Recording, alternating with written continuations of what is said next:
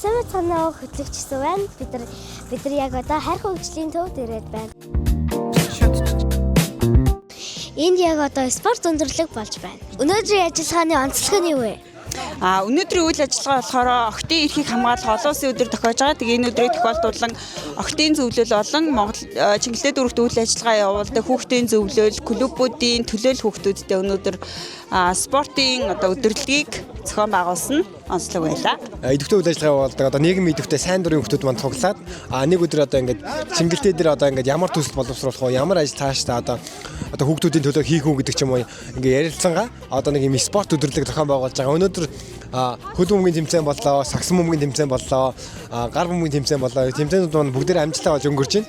Дулаахан өдөр ингээд дархлаагаа дэмжиж ингээд илүү олон хүмүүстэй танилцаад ингээд гоё спортоор хичээллэх нь гоёлаа. Яг өмнөх жилүүдэд ийм өдөрлөг ерөөсөй болж байгаагүй. Тэгээд энэ удаагийн ингээд өдөрлөгт ингээд сагсны тэмцээн, хөл бөмбөгийн тэмцээн, волейболын тэмцээн ингээд олон сонирхолтой тэмцээнүүд болж байна. Хамгийн гол нь зохион байгуулсан айгүй гоё юм. Манай яг дүүргийн хүүхдийн зөвлөл болон ямар нэгэн клубүүд нэгдэж ингээд үйл ажиллагаа хийж байгаагүй байхад манай хүүхдийн тогтолцооны ягч нар маань ингээд үйл ажиллагаа хийж байгаад маш их баяртай байна. Тэгээд дараадаа бас клубүүдтэйгээ болон номын өргөтэйгээ хамтраад олон үйл ажиллагаа хийж найдаж байна.